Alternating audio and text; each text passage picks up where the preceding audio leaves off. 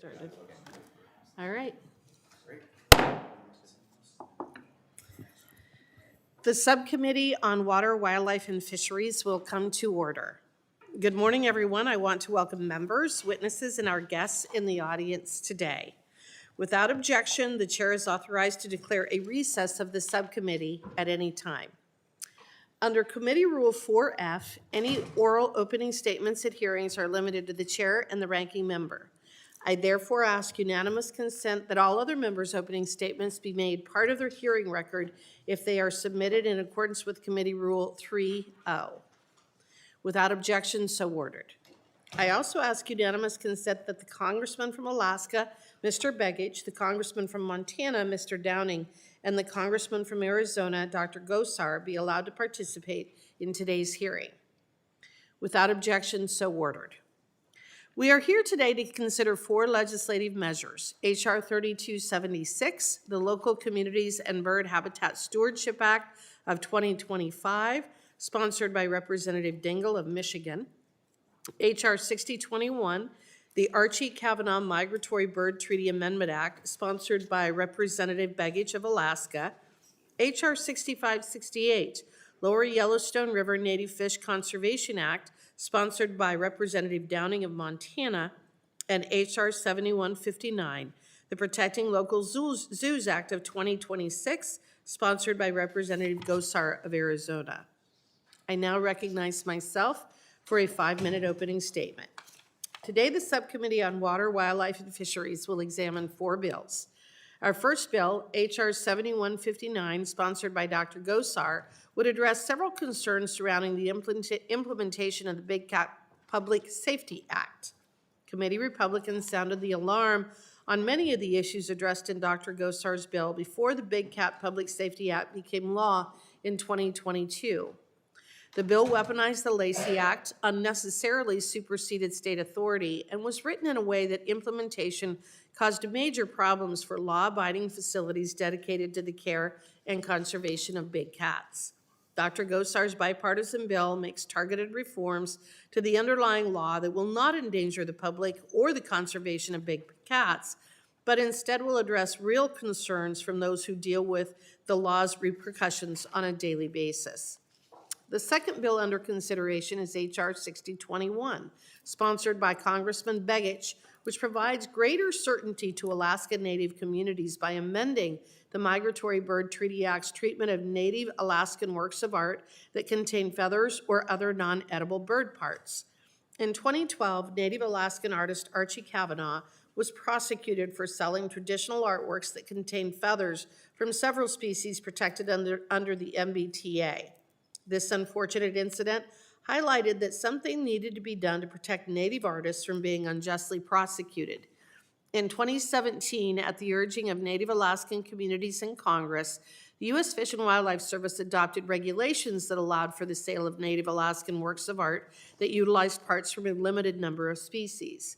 This bill expands upon those regulations by allowing for the responsible sale of Native Alaskan works of art that contain parts from any species covered under the MBTA. Our third bill, H.R. 6568, sponsored by Congressman Downing, would affirm that the Bureau of Reclamation retains exclusive ownership, operational control, and financial responsibility for the Lower Yellowstone Fish Bypass Channel, which was built to support the recovery of the endangered pallid sturgeon. This legislation protects farmers in eastern Montana and western North Dakota from bearing the cost of federal conservation efforts. Lastly, H.R. 3276, sponsored by Congresswoman Dingell, would provide congressional authorization for a grant program dedicated to the conservation of bird species in urban areas. With that, I want to take time to thank our witnesses for being here today, and I look forward to a robust conversation. I now recognize the ranking member Huffman for his opening statement. Thank you, Madam Chair, and good morning, everyone. In 2022, Congress enacted the Big Cat Public Safety Act, ending private ownership of big cats and eliminating the lucrative cub petting industry that bred lions, tigers, and other big cats for photo ops. Many Americans saw exactly why that mattered when they watched the show Tiger King. And if anyone is here to film a sequel of Tiger King, I know I look a lot older than in the first one. I apologize for that. That happens here in Congress. We age in dog years. Cubs were bred back then for photo ops, and when they were about 12 weeks old, too big and too dangerous for people to cuddle, they were sold off into exotic pet trade and to unaccredited roadside zoos, often ending up in small cages and putting the public in dangerous situations. The fortunate cubs would go to wildlife sanctuaries, but many others would just be euthanized. They were expendable. The Big Cat Public Safety Act was a carefully crafted bill that acknowledged the role of accredited zoos and wildlife sanctuaries in caring for, rehabilitating, and conserving these iconic animals. But even though the law passed with strong bipartisan support, some roadside zoos and private owners continue to fight against the restrictions that Congress enacted. Now, after the passage of the Big Cat Public Safety Act, Fish and Wildlife Service started a robust rulemaking. They received a lot of constructive feedback from stakeholders, even from the sponsors of the law here in Congress. And there were legitimate questions about implementation. The Fish and Wildlife Service was and is understandably working through those questions. H.R. 7159 from Mr. Gosar takes us backward on all of that. It creates massive loopholes in the Big Cat Public Safety Act. Before the law was enacted, there was almost no information about the number or the location of big cats in private ownership, and that posed a significant safety risk to law enforcement and the public. Because of the Big Cat Public Safety Act, we now have a registry of private ownership. But I guess that triggered someone's, political libertarian reflexes or something, because this bill undermines that registry and allows big cat owners to simply avoid registering their animals. Takes us right back to where we were. Alarmingly, the bill also exempts brokers and dealers, the middlemen in the exotic cat trade, from the Act's prohibitions, opening the door once again for wildlife trafficking of big cats through our borders. And it narrows the list of big cats even covered under the law. This bill would exclude clouded and snow leopards altogether, even though they're threatened by the wildlife trade. As we heard in the Oversight and Investigations Subcommittee hearing last month, wildlife trafficking is a national security threat that funnels billions of dollars into the hands of criminals each year and contributes to the destabilization of countries worldwide. Why would we want to fuel that terrible bottom-feeding criminal industry? Simply put, this bill is going to make that national security problem worse, not better. I also want to briefly flag our concerns with H.R. 6568, the Lower Yellowstone River Native Fish Conservation Act.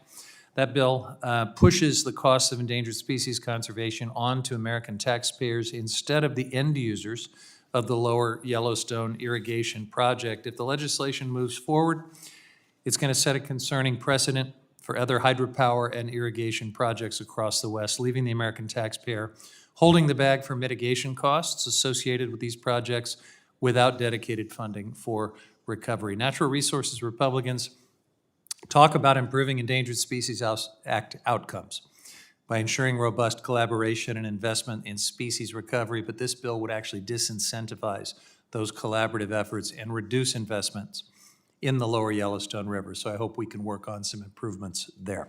I look forward to the hearing from the witnesses, and I yield back. I now recognize Ranking Member Hoyle for her opening statements. Thank you very much, Madam Chair. Good morning. Today, we're considering 4 bills on wildlife conservation and cultural heritage. I'm glad to see that Representative Dingell's Local Communities and Bird Habitat Stewardship Act, H.R. 3276, are included in today's hearing. This bipartisan bill would authorize and fund the successful Urban Bird Treaty Program.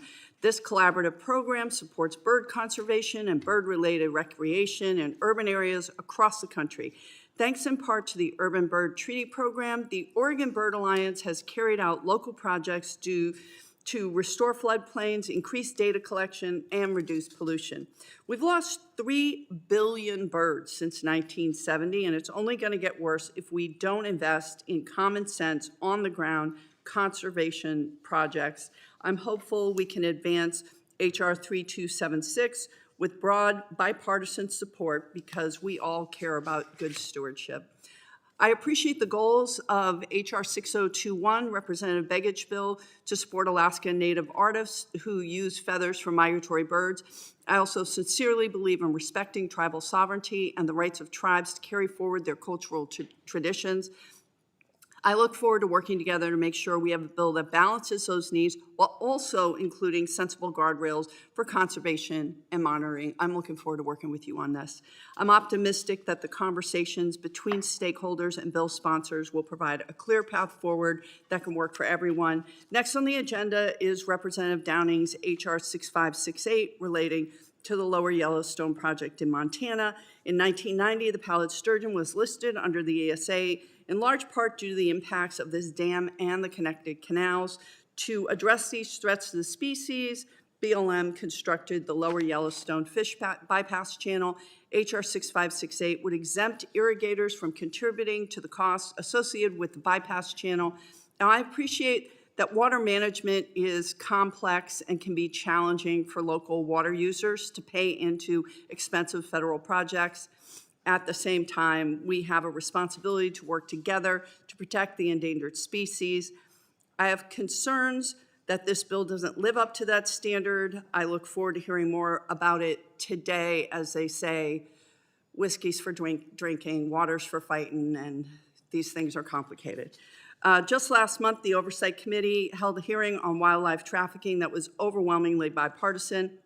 Members on both sides expressed real concerns about the national security implications of illegal wildlife trade and its connections to transnational criminal networks. I honestly don't understand why we're now considering a bill that would weaken the Big Cat Public Safety Act and once again open the door for wildlife traffickers to import tigers, cheetahs, lions, and other big cats. This bill title suggests it's about protecting local zoos, but accredited zoos are already exempt under the existing law. H.R. 7159 would instead carve out Class B licenses, brokers, and dealers from key requirements under the Big Cat Public Safety Act. It would also authorize exports and imports of big cats to vaguely define foreign entities. This creates a major loophole for wildlife traffickers to exploit. Congress passed the Big Cat Public Safety Act for animal welfare and human safety, but also because we know that wildlife trafficking is often tied to other illicit activity. Just last year, the West Coast Game Park in my district was shut down after numerous complaints about poor animal welfare conditions. When investigators arrived, they also found meth, cocaine, 44 guns, and $1.6 million of cash on site. I just want to point out the arrests were not of undocumented immigrants, but rather of people who were engaged in bad acting across the board. Our community is safer now thanks to the animal welfare laws that led to this investigation. Moving forward, I hope we can work together as a committee to root out wildlife trafficking, and I want to thank our witnesses for joining us here today. I look forward to a productive discussion. Thank you. Thank you. I yield back. Thank you. And I now recognize Congressman Begich for 5 minutes. Thank you, Madam Chair. I'm honored to present H.R. 6021, the Archie Cavanaugh Migratory Bird Treaty Amendment Act. This legislation continues the work of a longtime Alaska congressman, the late Congressman Don Young, who fought for decades to right a wrong that has burdened Alaskan Native communities since the Migratory Bird Treaty Act was enacted in 1918, more than a century ago.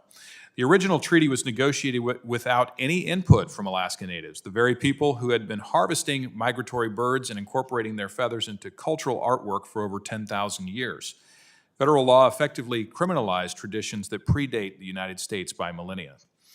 This bill is named for Archie Cavanaugh, a highly respected Tlingit artist and musician who in 2012 was prosecuted by the U.S. Fish and Wildlife Service agents for creating traditional artwork that included feathers from ravens and flickers. He faced up to 10 years in prison and a $100,000 fine for practicing the art of his ancestors. His rifle, a family heirloom used for generations to feed his family, was confiscated. He was ultimately forced to pay a $2,000 fine. Archie sadly passed away in 2018 without seeing this injustice corrected. While a 2017 Fish and Wildlife Service rule provided some relief, it only covered 27 species and excluded feathers, the very materials most essential to traditional Alaska Native regalia and art. H.R. 6021 fixes this by clarifying that the Migratory Bird Treaty Act does not prohibit the sale or shipment of authentic Alaska Native handicrafts containing non-edible bird parts so long as those parts were not taken wastefully or illegally. Alaska Native art is not a hobby, it is an economic lifeline. In remote villages where heating bills can reach $1,000 a month and every gallon of milk must be flown in, the cultural economy provides essential cash income. The Alaska Native subsistence economy is valued at approximately $340 million a year. This bill supports that economy while respecting the co-management framework Alaska Natives have built with federal and state partners through the Alaska Migratory Bird Co-Management Council. I urge my colleagues to support H.R. 6021 and finally deliver justice for Alaska Native artists, for the memory of Archie Kavanaugh, and for the generations of Indigenous peoples who have served as stewards of these lands and these species since time immemorial. Thank you, and I yield back. Thank you. The chair now recognizes Congressman Downing for 5 minutes.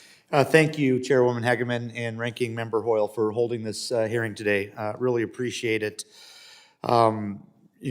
First of all, I'd like to enter, I have numerous letters of support that I'd like to enter into the record.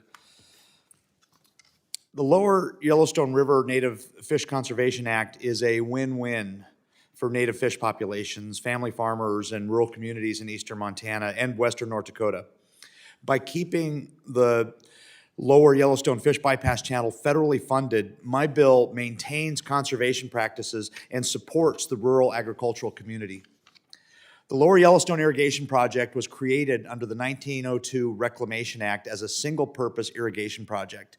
It serves approximately 59,000 acres of farmland across 4 irrigation districts in eastern Montana and western North Dakota, supporting around 300 farm families. These farms produce sugar beets, alfalfa, wheat, barley, rye crops, livestock, keeping our businesses, main streets, co-ops, grocery stores alive in a region that receives only about 12 inches of rain annually. The Lower Yellowstone River is the natural habitat of the endangered pallid sturgeon. To support fish passages across the irrigation project, the Bureau of Reclamation authorized and constructed the Lower Yellowstone Fish Bypass Channel to mitigate harm to pallid sturgeon. Completed in 2022, this federal ESA mitigation facility has proven successful. 82 radio-tagged pallid sturgeon and thousands of other native fish have used this bypass to migrate upstream. Operational ownership, management, and financial responsibility for the fish bypass is meant to remain in the Bureau of Reclamation's hands. However, since its completion, the local community has received worrying signs surrounding financial and operational obligations for the Lower Yellowstone Fish Bypass Channel. The possibility is a non-starter for my constituents. The bypass sits on federal land outside the irrigation project's boundaries and was built for ESA mitigation, not irrigation delivery. My legislation provides financial certainty for the surrounding communities of Montana and North Dakota by locking in Reclamation's sole ownership, operational control, and financial responsibility of the Lower Yellowstone Fish Bypass into perpetuity. This bill further ensures that no costs can be shifted from the federal government to the Lower Yellowstone Irrigation District or any surrounding non-federal entity. It protects the tens of millions of dollars Congress and the American people have invested in this facility and decades of pallid sturgeon recovery work. Clarifying the federal government's operational and financial control supports family farms, cattle operations, hay producers, and small towns across eastern Montana and western North Dakota. The bill also confirms federal responsibility for ESA compliance for the pallid sturgeon. As the party responsible for this project, Reclamation is best equipped to advance mitigation and recovery initiatives across the fish bypass. From a broader perspective, this legislation reaffirms that when the federal government builds a complex ESA mitigation structure like the fish bypass, local partners and affected communities are not left holding the bag. My bill supports Montana's agricultural community, native fish populations, and rural development. It helps maintain stable crop production, protects a unique native fish and iconic Western River without pitting conservation against agriculture. Chairwoman and Ranking Member, I thank you and the Natural Resources Committee for taking this first step towards providing financial certainty to my constituents, and I look forward to the continuing movement of my bill to support communities across Montana and North Dakota. And on that, I yield back. Thank you. The chair now recognizes Congressman Gosar for 5 minutes. I thank the chairwoman and the members of the subcommittee for allowing me to weigh on this morning today. My bill, Protecting the Local Zoos Act, closes loopholes in the Big Cat Public Safety Act of 2022 to ease the regulatory burden on small zoological institutions and to protect the public's access to the beauty of these big cats. These animal sanctuaries and zoos are pillars to local communities, like those in my district. They provide a diverse range of employment opportunities, tourism, revenues, and educational opportunities for students and conservation partnerships. My bill, H.R. 7159, provides clarity for the affected zoological institutions without compromising the standards of care for these big cats or watering down the BCPSA. Specifically, it clarifies who can care for big cats and enter enclosures, ensuring these felines receive the support they need. It provides USDA licensed facilities with a clear pathway to cancel registrations made in error. It clarifies import and export regulations under the Big Cat Public Safety Act and brings clarity between Class B and Class C license holders who are subject to the same federal inspection and same federal guidelines and regulations. And finally, my bill clarifies that the clouded leopards and snow leopards were not included in the initial intent of the Congress, nor the bill text of the Captive Wildlife Safety Act of 2003. The Protecting Local Zoos Act provides common sense and consistent application of the law to ensure big cats conservation can continue without regulatory uncertainty. I thank my colleague from Florida, Representative Soto, for his partnership in this bill, and I look forward to hearing from the witnesses today and my questions later. Thank you. I yield back. Thank you. Thank you for being here. I want to thank all the members for your testimony, and I will now introduce the witnesses on our second panel. Mr. James Brower, manager of the Lower Yellowstone Irrigation Project from Sidney, Montana. Ms. Megan Onders, chief of the King Island Native Community from Nome, Alaska. Mr. Matthew Bryant, retired resident in charge at the U.S. Fish and Wildlife Service Office of Law Enforcement from Midlothian, Texas. And Ms. Mindy Stinner, chair of the Feline Conservation Foundation from Burlington, North Carolina. Under committee rules, you must limit your oral statements to 5 minutes, but your entire statement will appear in the hearing record. To begin your testimony, please press the button on the microphone, and we use timing lights. When you begin, the light will turn green. When you have 1 minute remaining, the light will turn yellow. And at the end of 5 minutes, the light will turn red, and I will ask you to please complete your statement. I will also allow all of the witnesses to testify before member questioning. I now recognize Representative Downing to introduce Mr. Brower. Thank you, Madam Chair. I'm honored to introduce one of our witnesses this morning, James Brower. James serves as manager of the 4 irrigation districts comprising the Lower Yellowstone Irrigation Project, supporting family farms, food production, and local economies across the region. With over 30 years of water management experience, he's worked extensively with Congress and the Bureau of Reclamation on critical infrastructure and fish passage issues. He previously led the Montana Water Resources Association and currently serves on the Upper Missouri Water Association Board. A U.S. Army veteran, James brings disciplined leadership to balancing agricultural water needs with environmental stewardship across the Lower Yellowstone Irrigation Project. James, thank you for traveling to be with us today, and I look forward to hearing from you. And I yield back. I now recognize Mr. Brower for 5 minutes. Thank you. Honorable Chairwoman and Ranking Member and honorable members of the subcommittee, thank you for the opportunity to testify today, and thank you for holding this hearing on H.R. 6568, the Lower Yellowstone River Native Fish Conservation Act. My message today is simple. The Fish Bypass is a Federal Endangered Species Act mitigation facility for federal flood control dams on the Missouri River. The Fish Bypass is a single-purpose project. Its purpose is fish passage that benefits the endangered species of native fish. It is on the USBR's land, and it's built for a national conservation purpose, and it must remain federally operated and funded to protect the taxpayer investment and the endangered species pallid sturgeon's recovery. My name is James Brower. I manage the Lower Yellowstone Irrigation Project, which is officially a single-purpose project. That purpose is irrigation. This project has delivered dependable water to the High Plains Desert for 117 years. This project is one of the original irrigation projects proposed in the 1902 Reclamation Act. We are one of the oldest federal government-built and successful and continuing to operate drought preparedness projects. We support 2 states and 3 counties and 6 communities. We've brought water to them through all the historic droughts, including the Dust Bowl. The project provides irrigation water to the 4 districts serving roughly 59,000 acres. And due to current economies, we are only 300 farm families, drinking wells, and broader rural economy and tax base. There are no large corporate farms or anything like that. Those acres produce the crops and livestock that keep our businesses, main streets, implement dealers, co-ops, and grocery stores, and our neighbors alive. And they do so in a region that often receives only 12 inches of rain a year. In our part of the world, the project isn't just an irrigation system. It is an anchor for the region's agricultural base and recharges 6 communities. We are here because the Fish Bypass Channel was designed and built and decided to be built by federal agencies to meet federal flood control dam, Endangered Species Act responsibilities, and advance pallid sturgeon recovery and the recovery of all the native fish in the lower Yellowstone River.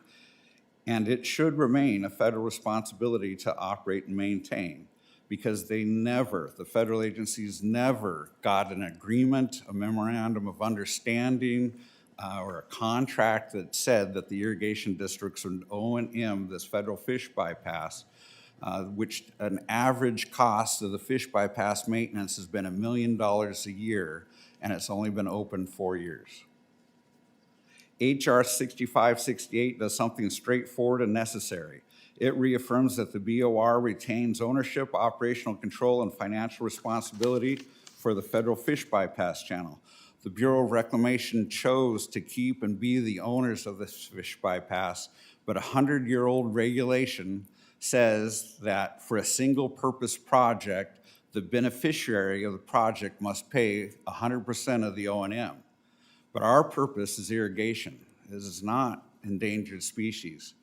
We won at the Ninth Circuit Federal Appeals Court in Portland, Oregon. They ruled that the Endangered Species Act is not retroactive. We support this endangered species bypass, and we brought 300 supporters, all of our farm families, to the federal court in Great Falls, Montana 6 times to ensure this bypass could be built to save the fish, because we care. But due to the current economy, my farmers cannot buy fertilizer this year. Literally, trainloads of fertilizer are sitting on these track sidings because the farmers can't afford to buy it. They certainly can't afford an extra $30 an acre of water taxes per year just to maintain a federal fish bypass that they didn't ask for and they didn't agree to maintain. Near Intake, Montana, the LYP diverts water through federal diversion weirs and fish screens and headworks that feed the main canal system serving the farms and towns in 2 states. The diversion structured intake is not a storage reservoir. It is low underwater diversion feature, a weir, designed to raise water levels just a few feet in order to divert flow into the canal while the river continues downstream. The Fish By Channel. This bill keeps responsibility where it belongs, with the agencies that decided to design and build the bypass, own the land, and have the statutory duties, equipment, and technical expertise to manage it. Thank you very much. I respect this opportunity to testify. We appreciate you being here. Thank you very much. I now would like to recognize Representative Begich to introduce Chief Onders. Madam Chairwoman, I'm pleased to introduce the Honorable Megan Sustruck Onders, Chief of the King Island Native Community and Chair of the Bering Strait Development Council, who has traveled from the Bering Strait region to be with us today. Chief Onders is pursuing a PhD in Indigenous Studies from the University of Alaska Fairbanks, focused on Inuit knowledge of the ocean and Arctic marine mammal governance. She teaches Inupiat language at the University of Alaska Fairbanks Northwest and Chukchi campuses. Her background includes a master's in applied economics from Johns Hopkins and a BS in economics from George Mason, uniquely positioning her to address both the cultural and economic dimensions of this legislation. She also serves on the Alaska Federation of Natives Board of Directors, and I would note that Chief Onders brought her 11-year-old niece, Savea Stimple, from Nome because it's time to prepare the next generation to advocate for Alaskan Native ways of life. Chief Onders, welcome to Washington. I yield back. Thank you. I now recognize Chief Onders for 5 minutes. Thank you, Chairman, and thank you, Congressman Begich, for the introduction. Distinguished members of the committee, thank you for the opportunity to join you today. My name is Megan Onders, and I'm a very new elected chief of the King Island Native community, and thank you for that introduction. I won't repeat my titles here. I would like to thank Congressman Begich for introducing H.R. 6021, and I'd like to thank the chairman for putting our Native ways of life on the agenda today. I'm here to ask for your support to help us continue a way of life that our ancestors have gifted to us. We certainly are very lucky in the United States with the government-to-government relationship between the United States government and our federally recognized Indian tribes, and it's a political relationship with the foundation in our Constitution that every generation will continue to define. In learning who Archie Cavanaugh was, it dawned upon me that I'm the next generation to advocate for this bill, as is Congressman Begich, after some of you may remember Congressman Young speaking to this issue. Just in case it takes another generation, I did bring my niece, Savea Stimple. She's 11 years old from Nome, Alaska, and really happy to get her ready to be a leader. The Archie Cavanaugh Migratory Bird Treaty Amendment Act protects the ability of Alaska Natives to sell our native art that is made with non-edible bird parts. Alaska Native art is a critical sector of our Alaskan economy, providing important cash income in places where there is no cash employment. Art helps pay the heating bills, where heating bills can be $1,000 a month during our 22 below winters. Art pays the electric bill in places with the highest cost of living compared to anywhere in America due to transportation logistics, where every economic good, from eggs to milk, must be shipped by barge in the summer or flown in by air freight.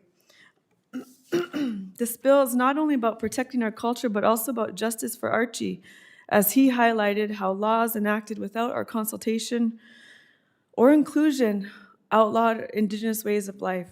Federal agents not only confiscated his cultural headdress that used raven and flicker feathers, but they also confiscated his gun. And this gun was a family heirloom that he hunted for his family for generations, and that should frankly enrage any Second Amendment protector here in Congress. For your situational awareness, the Indigenous take of birds is regulated.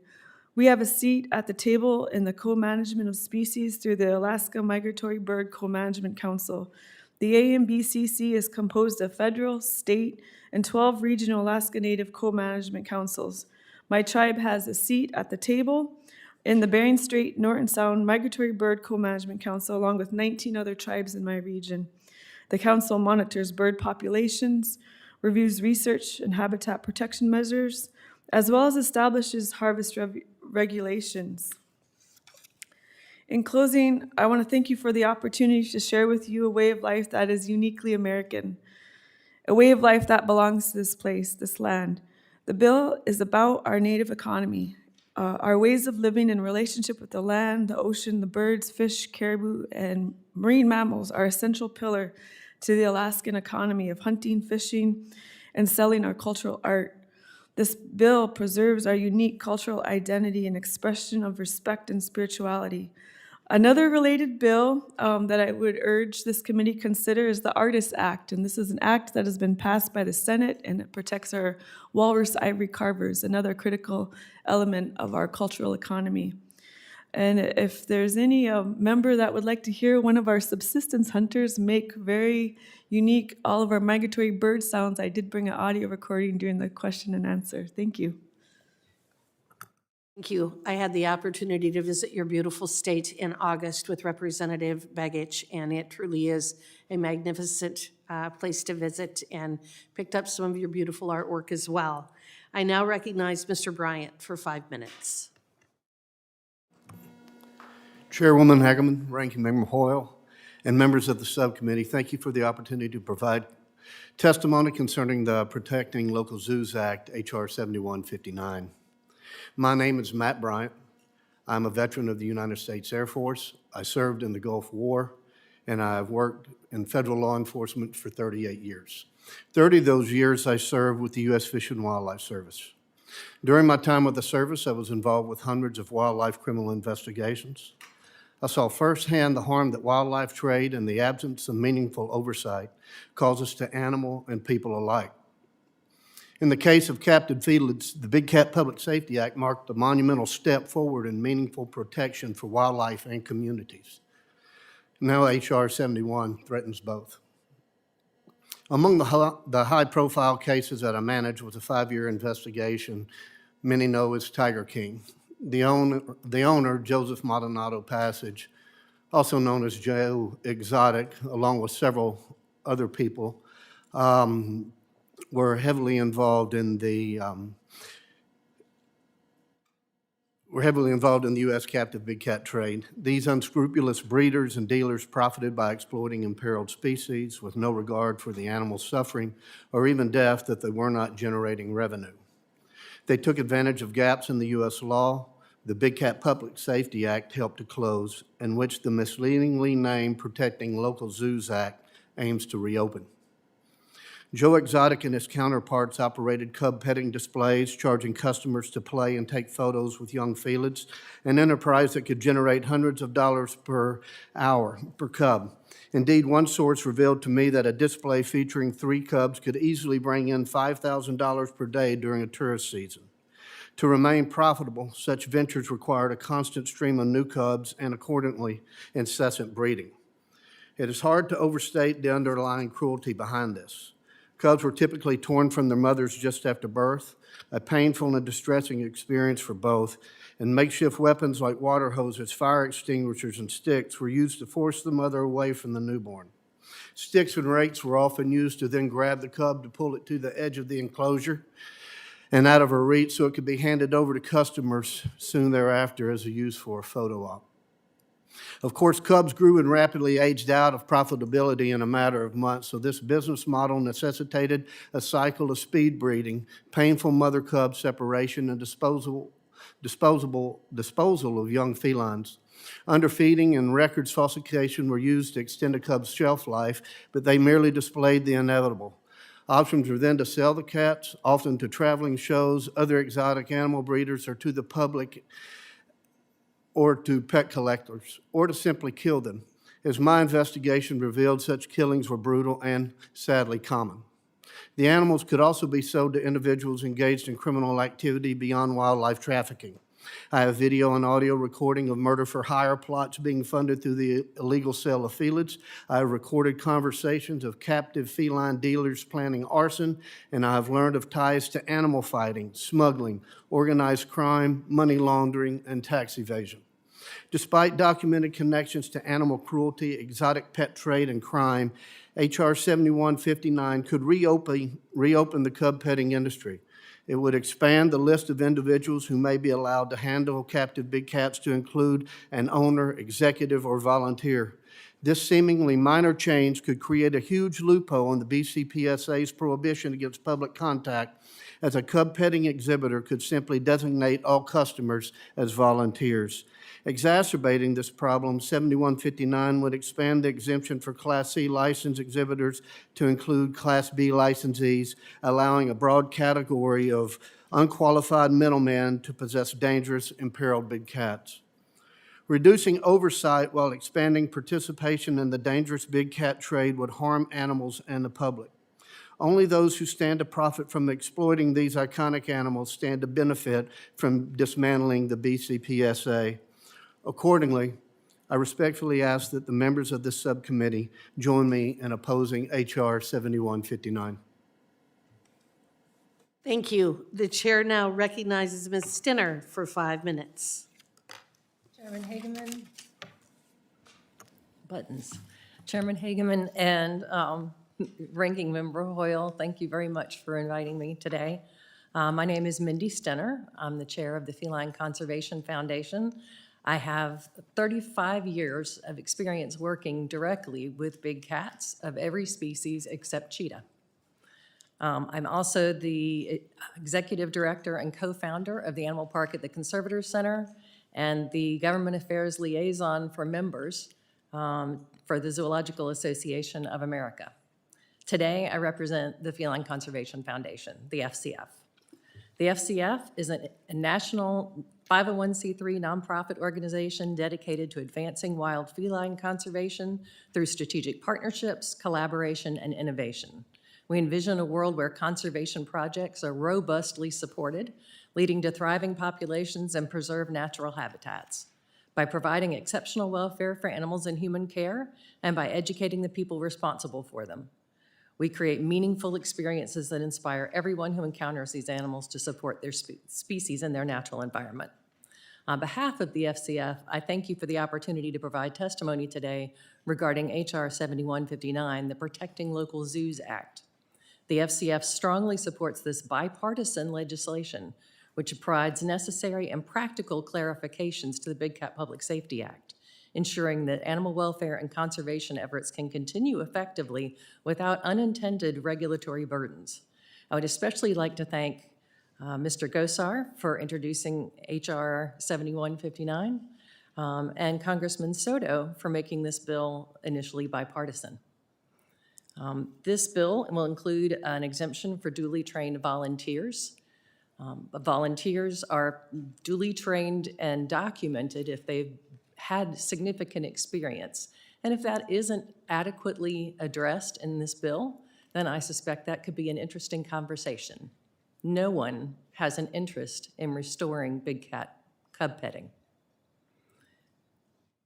We know that the initial regulations put out by U.S. Fish and Wildlife, the regulations to implement the Big Cat Public Safety Act, is overly restrictive. It technically prohibited the export of big cats because the Fish and Wildlife could not confirm that an overseas facility would meet their standards.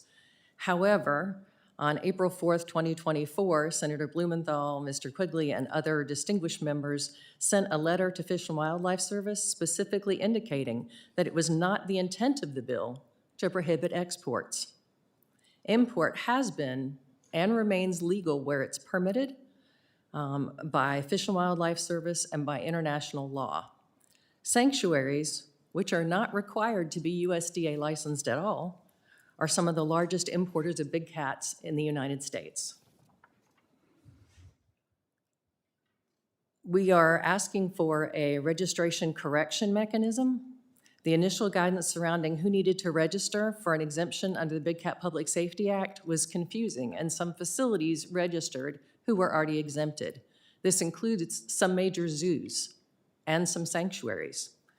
Clearly, there was confusion about who is required to register and what the limitations are on those registrants afterwards. There are facilities that were prohibited from obtaining new big cats or breeding big cats or transporting big cats who have continued to do so, clearly not understanding these restrictions. So we have to assume that they registered potentially in error. There are a grand total of 97 registered cats out of the tens of thousands we were told to expect.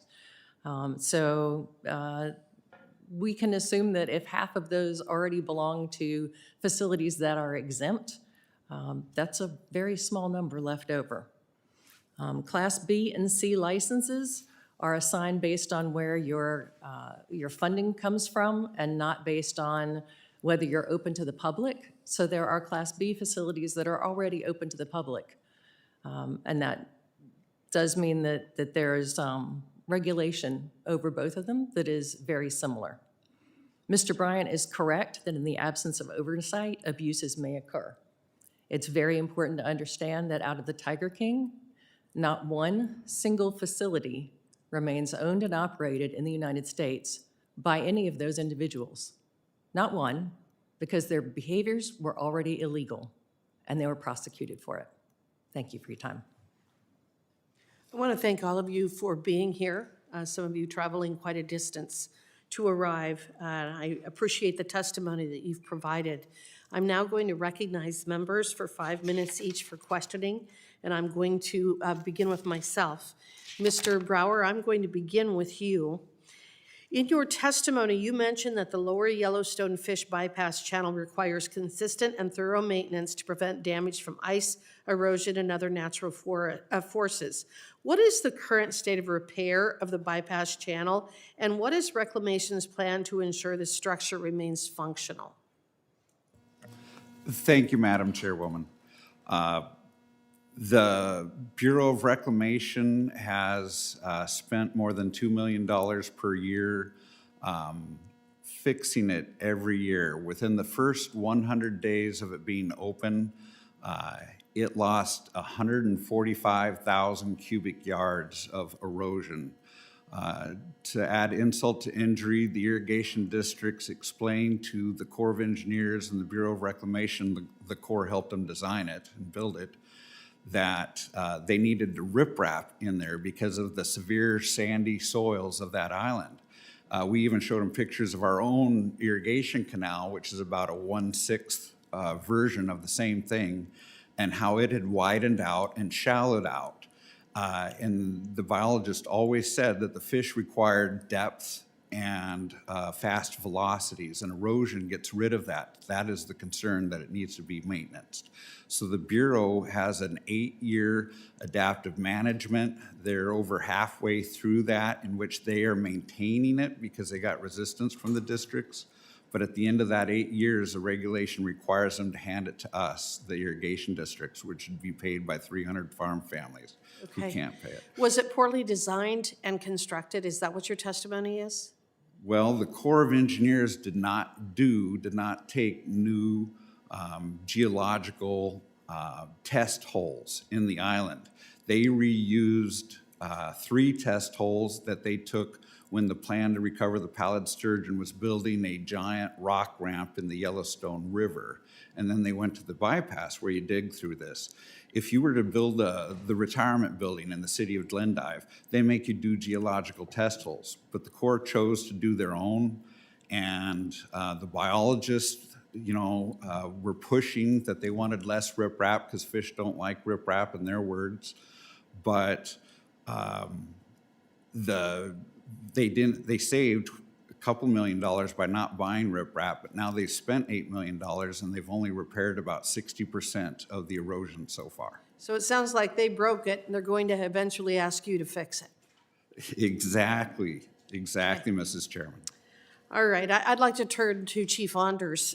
Briefly, would passage of H.R. 6021 undermine the conservation of migratory birds? Absolutely not. As I mentioned in my testimony, migratory birds are regulated in our state through co-management with the federal government and the state of Alaska and 12 co-management agencies, and we monitor the science, we monitor the species. In addition, we are advocates for bird breeding watersheds. The Norton Sound region is a tremendous migratory breeding area. We have thousands and thousands of birds that come to keep the population sustainable. And in fact, it's our tribes and our communities that protect the breeding areas. We recently won a victory against a reality TV show that wanted to mine a breeding area for the sake of filming the conflict between the miners and indigenous hunters. So we are the stewards of our lands. We protect the environment for migratory birds, and you can bet we'll fight for the survival of their species. Yeah, we can use the artifacts and the items that you've described for art and still conserve these species, can't we? We can do both, can't we? Absolutely. Well, I Thank you, thank Madam you for Chair. that. Yes, and Ms. Stenner, almost 2 years ago, the original sponsors of the Big Cat Public Safety Act sent a letter to the U.S. Fish and Wildlife Service regarding what they considered to be incorrect implementation of the law and their belief that the service could actually change course from what they were doing. Their letter mainly focused on mistaken registrations by Class C license holders and export and import regulations. To your knowledge, have any of those concerns been addressed by the Fish and Wildlife Service? Not to my knowledge. Okay. And if not, do you believe that these issues relate to poor implementation or poor drafting of the original legislation, or possibly both? I think that when legislation is not clear, it's implemented to the best of an agency's ability, and sometimes they might make a mistake. Sometimes I think that we make mistakes as well as members of Congress. I'm not being critical of anyone, but when we find that a piece of legislation has actually been poorly drafted or poorly implemented, don't you think it's our obligation to try to find a way to fix it? I would certainly hope so. And don't you think that's what Mr. Gosar's bill does? I do. Thank you. I now will call upon Ranking Member Hoyle for her 5 minutes of questioning. Thank you. Thank you very much, Madam Chair. So first of all, I would like to echo Chair Hageman in saying that I also in August had the great honor, privilege to visit your great state, thanks to the invitation of Representative Begich, and it was truly, truly tremendous. And again, as Native people, you've managed our natural resources for millennia, better than we've seen maybe since then, and really, really looking forward to working with you. And I want to thank you and your niece, yes, so much for being here. Really wonderful to listen to your testimony. With that, Mr. Bryant, I do have some questions. I want to thank you for your service and for sharing your expertise with the committee today. As you mentioned in your testimony, you had a 38-year career in law enforcement and topped it off by being lead in an investigation over 5 years into Joe Exotic, better known as Tiger King. I am sure you have many, many stories about that. We won't go into it tonight, but man, that would be interesting. I'm concerned that the Protecting Local Zoos Act would not protect local zoos, but instead would enable, in your words, transnational criminal enterprises. The bill would create exceptions to the Big Cat Public Safety Act for wildlife brokers and dealers and will allow anyone designated as a volunteer to handle big cats, creating major loopholes that go against the intent of the law. I will also note that one of the strongest indicators of people who are engaged in person crime, who are criminal sadists, are that they previously had been cruel and sadistic to animals, and that is not something that I think should go unremarked. But could you describe the culture and scale of illicit big cat dealers that you witnessed over your law enforcement career, maybe touch on how loosening restrictions around big cats can put the public in danger? Yes, ma'am. Thank you. As noted, I spent a lot of time on the Tiger King case, and not with just Joe Maldonado's facility, but got to be involved with what was going on with several other facilities, as I found these were often interconnected. It is a world where greed runs the show, and money is the ultimate gain. I saw the cats being mistreated. They were a means to an end. The paying public was also a means to an end to fill the ego and the money. And a lot of this was fueled by the cub petting. The more cubs you had, the more money that you could make. And then that turned into the speed breeding problem. And all of a sudden, we had more cats than we knew what to do with. They were everywhere, they were prolific, and people could get their hands on them. Then they started to end up in backyards in our neighborhoods. We had no idea where they were. Then organized criminal elements get involved because you have a commodity that is worth money. So then these are marketed and brokered around to try to move them for the highest dollar. And from there, it just expands, and we go beyond our borders because wildlife trafficking has no borders. Thank you very much. I know most people know my band in my district for a really amazing golf course, which it is. But it was also the home of the West Coast Game Park, which horrific crimes were committed. And I believe we need to hold criminal elements accountable. I appreciate that, some stakeholders are working in good faith to make improvements.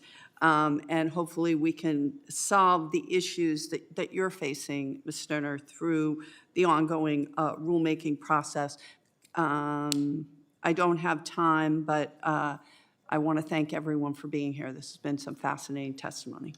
Thank you. The chair now recognizes Ms. Malloy for 5 minutes of questioning. Thank you, Madam Chairwoman. Mr. Brower, your story is really interesting to me because I think it echoes what happens a lot in the West. So I just want to make sure that we're putting a fine point on what happened. So based on your testimony, the fish bypass channel was built by whom? Thank you for your question. The fish bypass, originally the Corps of Engineers had to do something to recover the endangered species pallid sturgeon on the Missouri River because of the flood control dams they built at Fort Peck, Montana, and Lake Sakakawea, North Dakota. The pallid sturgeon, the wild ones, are 75 years old. And the irrigation project we are is 120 years old. So obviously it worked for a while, but 75 years ago, they built those flood control dams. They couldn't find a solution for Fort Peck. And flood control is very important for everybody on the Missouri River and the Mississippi River. But the point is they talked the Bureau of Reclamation into doing something at intake because we only have a little weir, an underwater parking curb. So it was built by the Bureau of Reclamation. Corps of Engineers and the Bureau of Reclamation together. Okay, so federal agencies. And it was built on what land? It was built on the USBR's land. So federal land. And it was built to satisfy a federal obligation to the Endangered Species Act. Yes, that the Ninth Circuit Appeals Court ruled did not apply to the LYP because we pre-existed. So a federal agency built a federal project on federal land, and now you're on the hook to maintain it. And they never got an agreement for us to do any such thing. So why should the states of Montana and, North Dakota bear the burden of a federal project on federal land? That is the question, and thank you for asking it. Yeah, I don't have an answer for that either, but I think that underlines the problem we have over and over and over in the West. To testify about it, you testified that responsibility should follow authority, and I agree. In this case, who controls the land? Well, we already talked about who controls the land, the design, the ESA compliance obligations, but why does that matter for accountability? Well, honestly, they decided to build it. They decided to build it in a fish-friendly way without bank protections. Now they're suffering $2 million a year repairs. It's supposed to be in less and less as it goes on. I do not know. Thank you. I appreciate that. I don't know either. It seems like if you are going to design, require, and build a project, you should be the entity that's accountable for it, not design it, build it, and then force a state to be the one that maintains it, especially at expense when they don't have the resources for it. And this actually helps the endangered species and all the native fish the best, this act, because it will be taken care of. When the farmers can't afford to do it, it won't be maintained and it'll stop passing the endangered species, and nobody wants that. Thank you. I appreciate you being here and talking about that. It's helpful for us as a committee to hear these stories and to have to think through what our role is in overseeing that. And Chief Anders, I also got to go to Alaska in August with Congressman Begich, and it was the first time I'd ever been to your beautiful state, and it will not be the last time. But you stated that Alaska Natives have been stewarding migratory birds for 10,000 years. And I've got about a minute left. Would you just be willing to address how that history challenges the idea that the federal government needs to protect these same species from your people now? Sure, thank you for the question. Yeah, we have a very intimate relationships with migratory birds. Our hunters they're able to, really mimic bird species, and it's really beautiful. And it's a beautiful connection that's living and breathing. And so in that relationship with migratory birds, along with ungulates, caribou, moose, and marine mammals, it's in our every interest to ensure these species continue for our future, because, we think about our future to ensure our cultures are living and breathing. And I want to reference the knowledge system that uplifts this economic system, indigenous economic system, and that's the knowledge of the environment. So depending on how the winds are blowing or, where the breeding areas are, our hunters know where the species are. And I hope I answered your question, but I really, another angle is our dancing. We have a spiritual connection through our indigenous song and dance, and that's another element as well. Thanks. Thank you. That did answer my question. I'm out of time, so I will yield back. Thank you. The chair now recognizes Ms. Dingle for 5 minutes of questioning. Thank you, Madam Chair, and thank you for including H.R. 3276, the Local Communities and Bird Habitat Stewardship Act, as part of today's hearing. I'm very proud to lead this bipartisan bill with Congressman Klein. In North America, more than 1 in 4 breeding birds has been lost since 1970. The largest cause of this population decline is the loss and the degradation of bird habitat.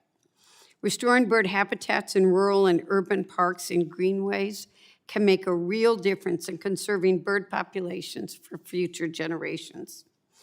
This legislation, the Local Communities and Bird Habitat Stewardship Act, would make $1 million available annually through a competitive grant program to protect, restore, and enhance urban bird habitats, reduce urban hazards to birds, engage communities in scientific monitoring, and educate the public about bird conservation.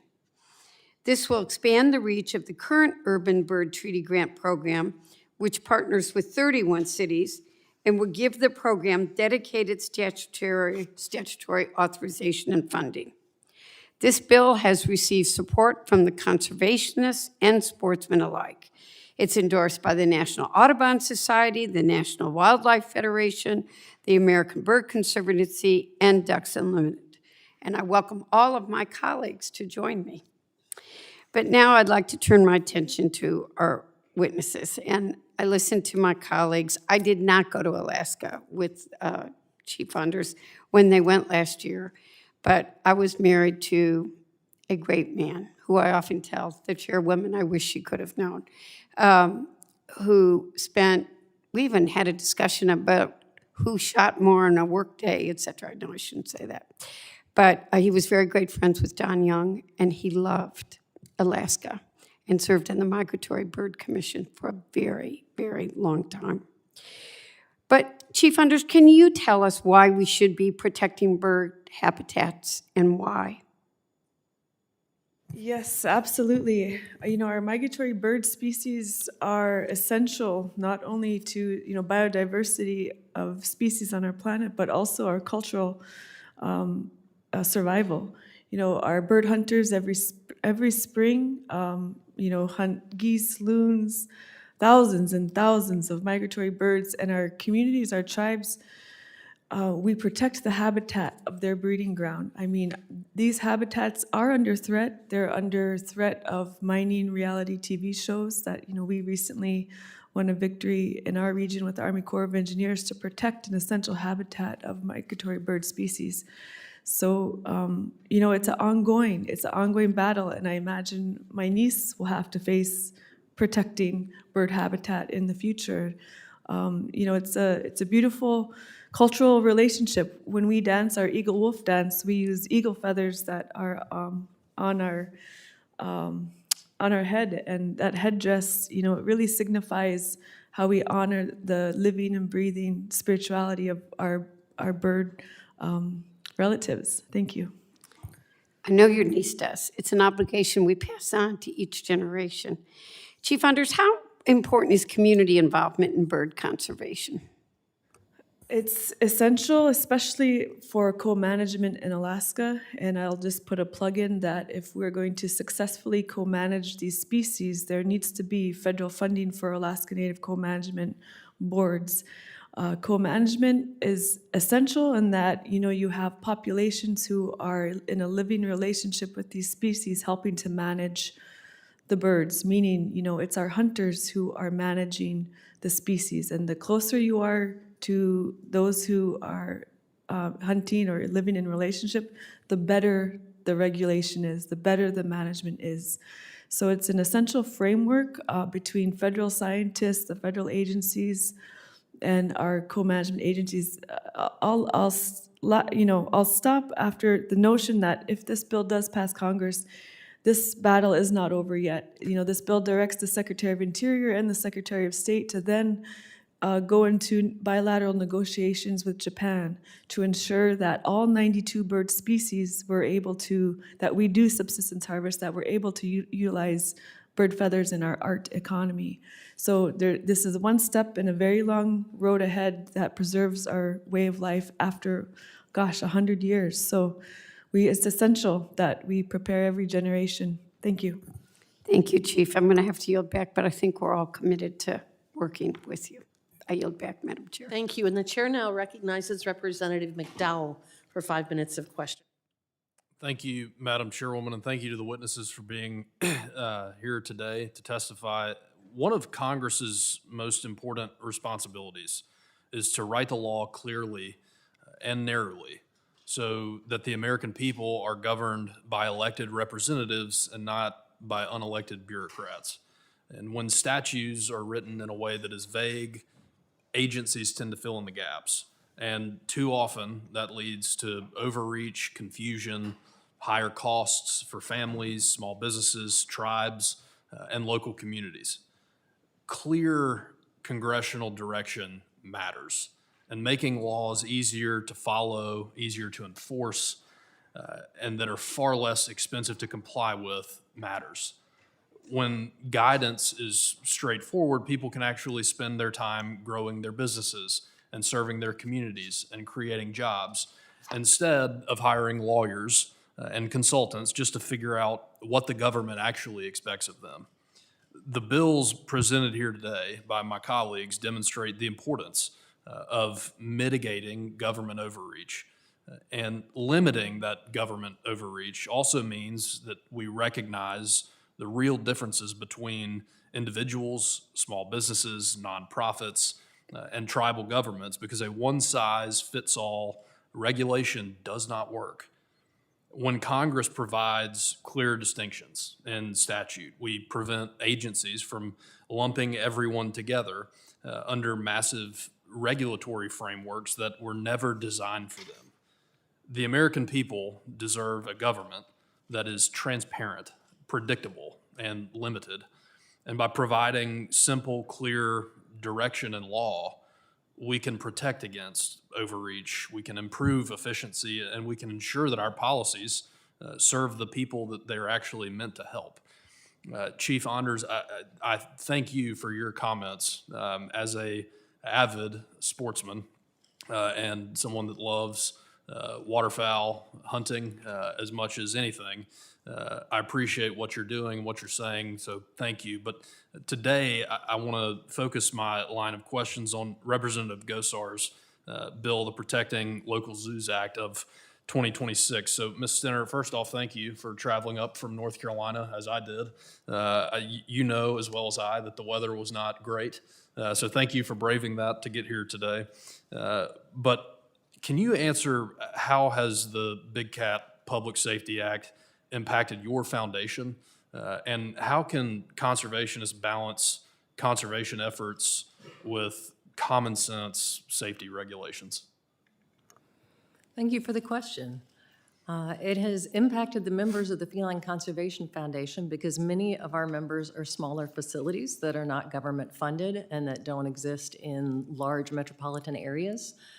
They serve rural communities, and many of them are very small businesses and rely heavily on volunteers for activities like assisting veterinarians when an animal exam is happening, maintaining the lawn. And right now, people can't mow within 15 feet of a big cat's habitat. There's a large number of smaller facilities that are heavily impacted this way, including my own facility in North Carolina. It's extremely important, I think, that we have clarity in these issues and that we be given the guidance that is needed to make sure that we are fulfilling our roles. Are the pictures with lion and tiger cubs described in Mr. Bryant's testimony legal under federal law today? No, How about baby jaguars? no, What about African leopards? no, How about cougars? no. And would those still be illegal if this bill passed? Yes, all animals that are listed in the Captive Wildlife Safety Act would still be prohibited from any sort of public contact. So in Mr. Bryant's testimony, he says that Representative Gosar's bill aims to undo the progress of the Big Cat Public Safety Act. Is that true? Does this bill try to undo No, that is not the intent of this bill. And does this bill jeopardize the safety of Americans? This bill does not. Does it promote international smuggling? It should not promote anything illegal or anything that wasn't already permitted by the previous bill. Does it enable transnational criminal enterprises? No, And lastly, does this legislation threaten the very existence of imperiled wildlife? no. Thank you. I yield back. Thank you. The chair now recognizes Mr. Gosar for 5 minutes of questioning. Well, thank you very much, Mr. Chairwoman. I see a commonality here, and that is Big Brother knows best. And that's so wrong, so wrong. And Chief Onder, I also got to your state of Alaska. It wasn't my first time, it was my second time. But my wife didn't get a chance to go fishing, so we're going to go back. If Mom was happy, everybody's happy. So, Ms. Steiner, thank you for testifying today. When the Big Cat Safety Act was considered, Congress was warned that an estimated 20,000 big cats are kept in private ownership in the United States. Yet if you look at the data, that's simply not true, right? So how many big cats were registered with the U.S. Fish and Wildlife Service because of this law? Well, the FCF conducted a FOIA request from Fish and Wildlife Service, and we found that there are 27 registrants across 10 states holding 97 cats total, of which at least 4 have passed away already. Can you say that again? Because I think it's so important. Yes, 27 registrants Wow. holding across 10 states, holding a total of 97 big cats. Now, so the number excludes several animal sanctuaries accidentally registered, even though they were exempt, correct? That's correct. About 56 of those registrants were people who were already exempted, but who registered possibly in error. So under the current law, can these sanctuaries unregister or cancel mistaken registration? They cannot.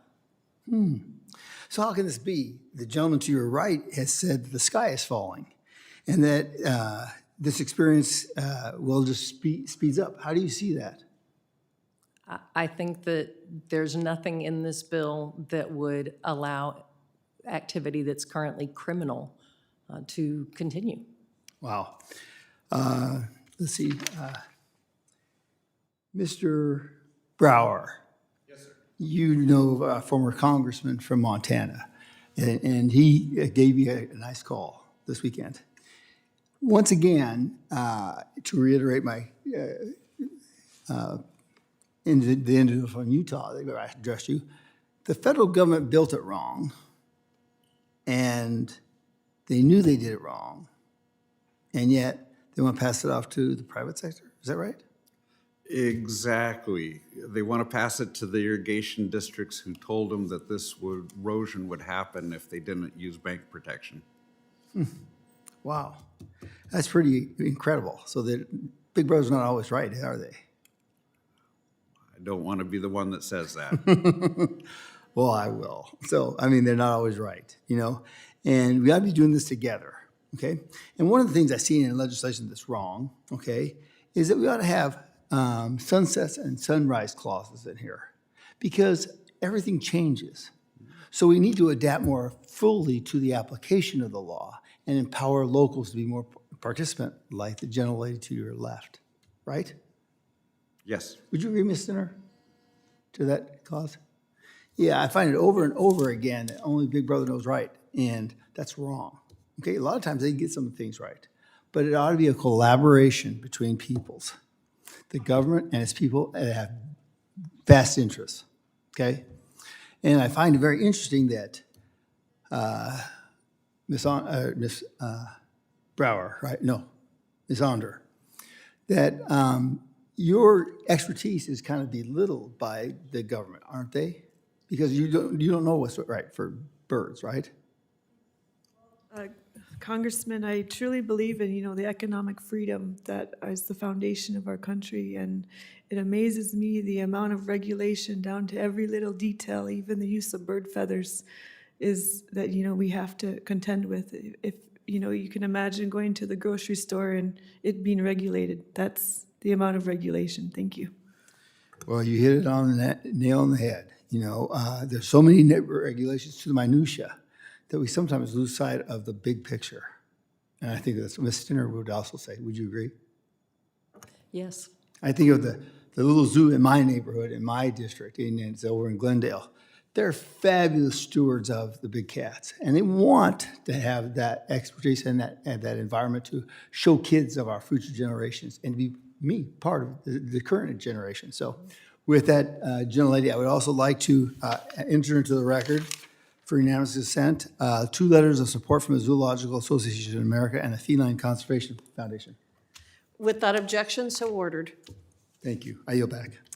Wonderful. I want to thank the witnesses for your valuable testimony and all the members who came today for their questions.